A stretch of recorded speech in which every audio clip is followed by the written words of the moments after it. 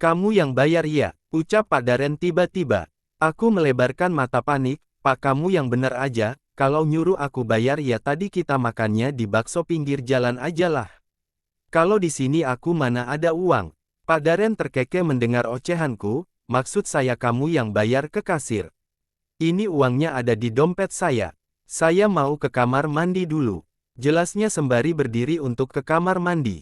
Aku bernafas lega lalu mengambil dompet lipatnya yang berwarna hitam dengan merek branded itu. Aku pun bangkit dari dudukku untuk menuju kasir dengan dompet hitam Pak Daren di tanganku.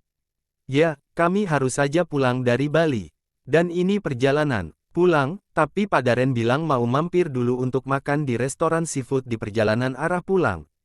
Mbak mau bayar meja nomor 10, totalnya berapa? Tanyaku ketika sampai di meja kasir. Perempuan dengan seragam coklat muda itu pun mulai mengotak-atik komputer di depannya lalu menyebutkan total nominalnya. Aku segera membuka dompet lipat itu guna mengambil uang cash yang ada. Namun mataku tidak sengaja melihat foto 3x4 yang ada di dompetnya Pak Daren. Foto berlatar biru dengan wanita memakai kemeja putih dengan rambut panjang yang terurai. Nampak senyuman manisnya, yang membuatnya semakin cantik. Aku tersenyum getir. Ternyata dia memang belum move on dari istrinya. Ya gimana mau move on, istrinya secantik ini.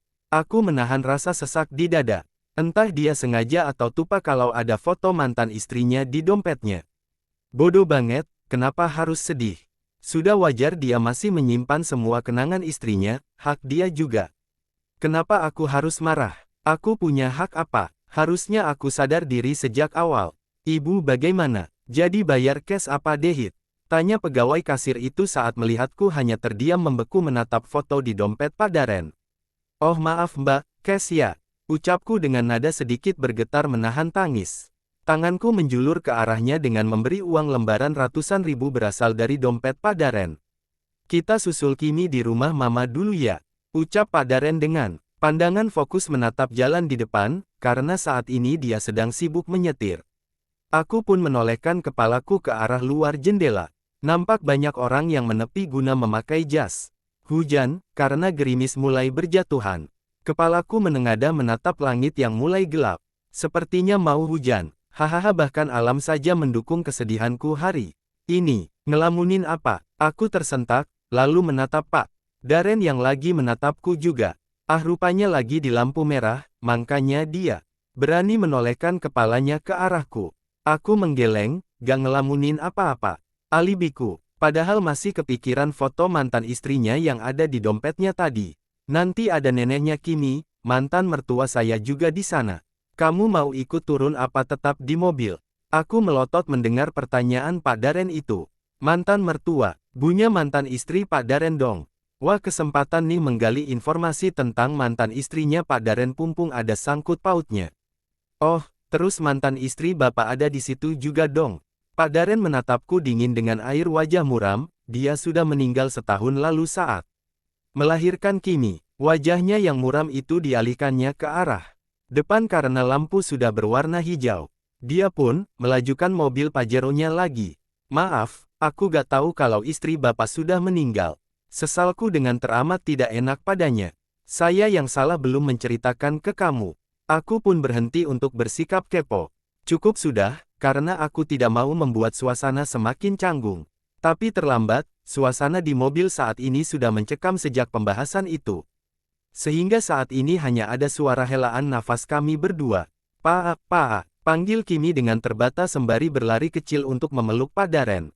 Pak Daren pun menundukkan badan setengah jongkok guna menyambut pelukan Kimi. Aku tersenyum lebar melihat interaksi manis mereka. Gimana? Seru gak kak honeymoon-nya? Berapa ronde nih? Goda saras adek Pak Daren. Aku hanya tersenyum kikuk tidak tahu harus menanggapinya seperti apa. Karena gak jadi unboxing, kan aku mens. Saras, kamu ini selalu jahil. Prisil udah gak usali ditanggepin si Saras. Aku tersenyum saat tiba-tiba mama Pak Daren datang menolongku dari godaan Saras itu. Aku pun refleks menyalimi tangan mertuaku ini. Lalu mataku tidak sengaja menatap wanita tua seusia nenekku yang berdiri di sebelah mertuaku. Mbak, kenalin ini menantuku. Istri baru Daren, ucap mertuaku pada wanita tua itu. Oh, ini kakaknya Mama Pak Daren. Wanita tua itu tersenyum tipis sembari menatapku sinis. Ada apa nih? Tatapannya kok kayak peran antagonis di TV. Oh, jadi ini istri baru Daren.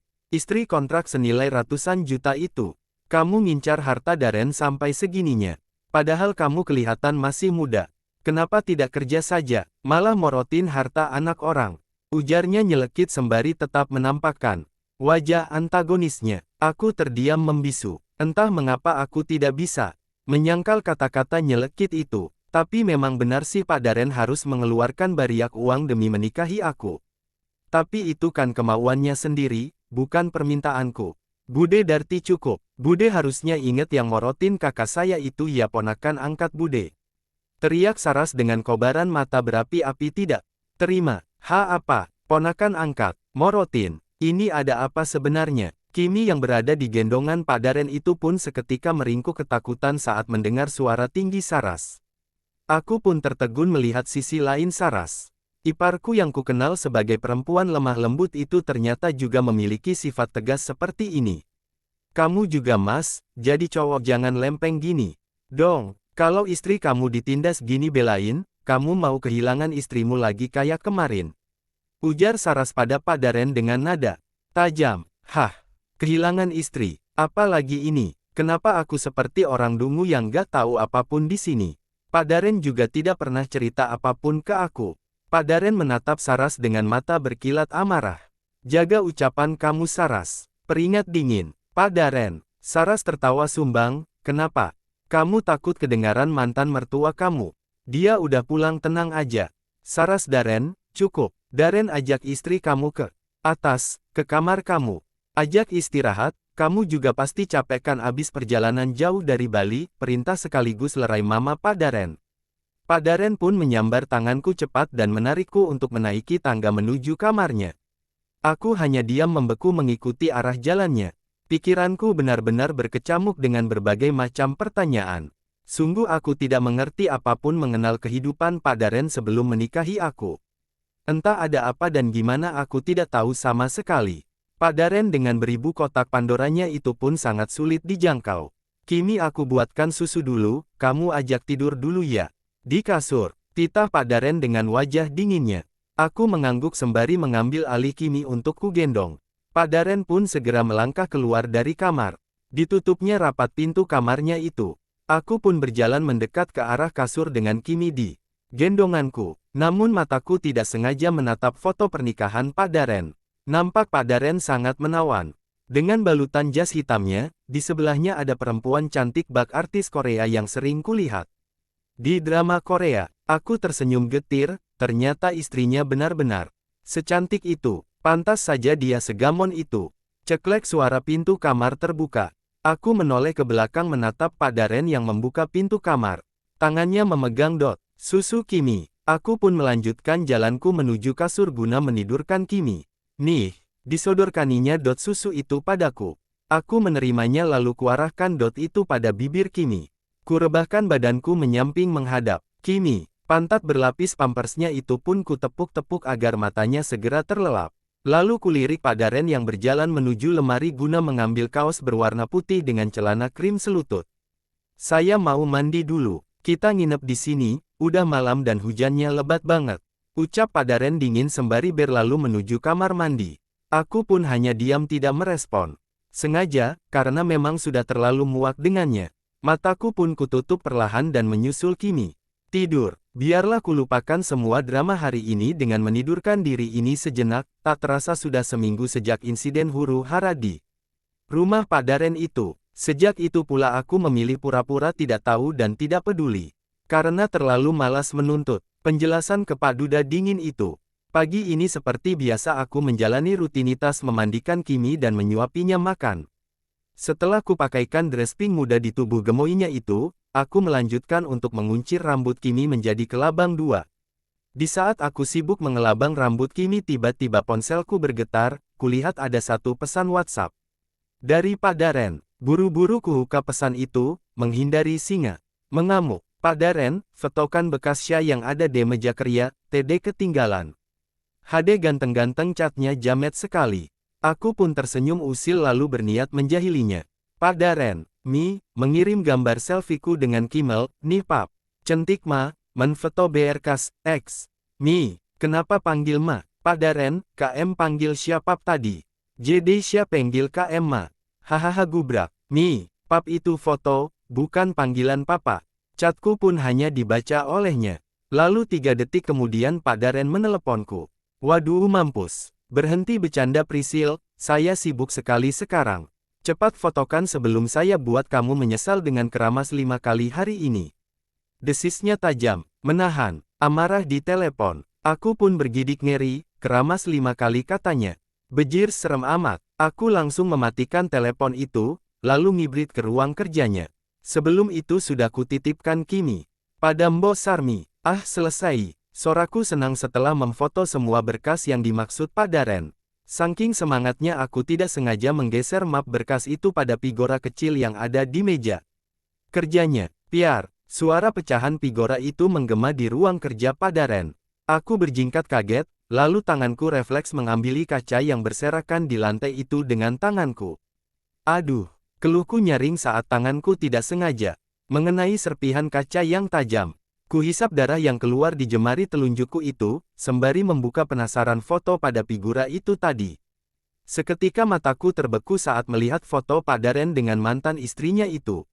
Damn, sudah salat perih kena kaca, hati ikutan pedih lihat suami sendiri masih gamon mampus sama mantan istrinya, padahal ya udah jadi ubi. Aduh non ada apa ini? Tanya Mbok Sarmi dengan raut khawatir maksimal. Aku sedikit terkejut saat melihatnya ada di ruangan ini secara tiba-tiba. Mungkin dia mendengar suara pecahan nyaring itu. Aku mengusap kasar air mataku sembari memasang senyum palsu terbaikku. Emhok bisa minta tolong bersihkan ini. Oh bisa non, itu tangannya kenapa? Pasti kena kacanya ya? Tanyanya khawatir sembari menarik tanganku yang berdarah. Aku tersenyum, gak apa-apa Mbok cuma kena dikit. Saya ambil Hansaplast dulu ya. Kimi masih nonton TV. Iya non, sambil minum katanya haus tadi. Aku mengangguk mengerti, lalu berpamitan keluar. Menuju Kimi. Sesampainya di depan ruang TV aku memeluk badan gemoy Kimi dari samping lalu menciumi pipi gembulnya. Kimi nampak sedikit terganggu, dia pun menjauhkan wajahku dari pipinya. Mama lagi sedih banget nih Kim. Aduku dengan wajah sedih padanya, seakan dia mengerti ucapanku. Ya gimana lagi, kalau udah nikah tersan kita ya cuma suami kalau gak anak ya kanan. Nah ini suami gue kayak kanebo kering, udah dingin nyalatin pula. Ya jadi curhat ke Kimi adalah hal yang tidak terlalu buruk meskipun Kimi tidak paham ucapanku. Aha, mari kita usap air mata sialan ini dengan foya-foya uang papamu aja ya gak? Seruku sembari menghapus air mata sialan yang selalu keluar ini. Aku pun mengambil dompet berisi debit card dari Pak Daren kemarin malam. Biarin dibilang matre, toh imageku dari awal emang dianggap matre kan. Mari realisasikan saja. Aku membawa tas ransel berisi perlengkapan Kimi mulai dari pampers, tisu basah dan lain-lain. Tak lupa dompetku kutaruh di dalamnya. Setelah siap semua aku pun menggendong Kimi dengan gendongan depan. Senyumku mengembang saat melihat gokar pesananku sudah menunggu di depan gerbang. Let's go Kimi, kita habiskan uang papamu. Kita hapus galau ini dengan foya-foya ya gak? Kimi tersenyum seakan setuju dengan ucapanku barusan. Lalu aku sedikit berlari menuju mobil gokar itu karena menghindari gerimis yang membasahi badanku ataupun Kimi. Di mana? Tanya Pak Daren dingin melalui telepon. Aku mendengus kesal saat mendapati telepon. Tiba-tibanya itu. Mall, jawabku malas sembari melihat melalui cermin saat Mbak Salon menggunting rambut panjangku. Kimi, sudah tertidur pulas di gendonganku sejak 15 menit yang lalu. Ya, sekarang adalah jam tidur siangnya. Sama siapa? Tanyanya lagi dengan penekanan tajam. Sama pacar aku, jawabku asal. Prisil, ya menurut kamu sama siapa lagi kalau gak? Sama Kimi, jawabku ngegas dengan mata menahan amarah. Pak Daren menghela nafas berat, tunggu saya. Saya ke situ sebentar lagi, kebetulan saya meeting di tempat tidak jauh dari mall. Gak nanya, Prisil, panggil Pak Daren lagi, karena aku hanya diam tidak merespon ucapannya di telepon itu. Apa sih? Tetap di situ, jangan kemana-mana saya lagi. Perjalanan ke posisi kamu, gak usah lesek toh, hapak retas ponselku. Kau tahu posisiku? Pak Daren hanya diam tak merespon. Lalu sedetik kemudian dimatikannya telepon itu. Oh duda kampret, setelah selesai potong rambut perutku rasanya keroncongan. Ternyata galau gini memerlukan cukup. Hanya tenaga juga ya. Aku menatap Kimi yang mulai bangun dari tidurnya di gendonganku itu.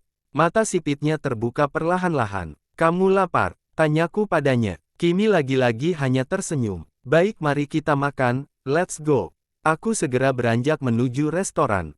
Setelah berkeliling aku pun menemukan restoran yang cocok denganku dan Kimi, dan hanya restoran ini yang menyediakan makanan untuk bayi seusia Kimi. Namun aku hanya terdiam mematung di depan restoran ini. Aku menggigit bibirku panik dan talut. Ini nanti cara pesannya gimana ya? Pesan dulu ke kasir apa pakai barcode ya? Terus nanti bayarnya gimana, harus debit apa cash sih? Ya gini nih rakyat jelata, kalau masuk arena orkai bakal mati kutu ketakutan. Masuk. Kenapa malah mengheningkan cipta di depan? Gini, tanya Pak Daren tiba-tiba. Aku pun menoleh ke samping kiri menatap Pak Daren, yang mengernyitkan dahinya heran melihatku hanya terdiam di tempat. Makanya kalau mau ngambek itu disiapin dulu, yang matang, malu kan kamu, lanjutnya lagi dengan wajah dingin seperti biasa. Di siapa yang ngambek? Sentaku sewot dengan berkacak pinggang. Pak Daren menghela nafas berat, diurutnya ujung hidungnya yang mancung itu dengan mata tertutup menahan amarah. Sepertinya terlalu lelah menahan ketantrumanku. Baru segini doang udah stres. Cuma tantrum loh, coba bayangin aku yang udah 3 kali ngegip foto istrinya di 3 tempat berbeda. Emang bucin mampus, dan tukang gamon. Aku pun segera beranjak masuk, namun secepat kilat Pak Daren menarik lenganku. Lalu tangan panjangnya itu mengambil ranselku dan disampirkan di bahu sebelah kirinya. Sedang tangannya meraih Kimi lagi untuk digendongnya di lengan kirinya. Sedang tangan kanannya digunakan untuk merangkul pinggangku. Aku tersentak dengan sedikit menjauhkan badanku. Namun dia segera meremas pinggangku dan mendekatkan badanku pada badan kekarnya itu. Aku beralih menatap mata sipitnya yang dingin dan tajam itu. Masuk, titahnya dingin sembari menuntunku masuk. Dengan tangannya yang bertengger di pinggang Yu, aku pun berjalan dengan sesekali menatap wajah dingin nan tampannya itu dari samping. Tentunya tampan seperti biasa. Lihat depan Prisil, jangan lihat saya terus. Hardik Pak Daren tajam dengan menatap lurus ke depan. Aku menggigit bibir kesal saat ketahuan. Memperhatikannya, Pak Daren pun tersenyum miring sembari sesekali meremas pinggangku seakan menegaskan kedominannya. Kita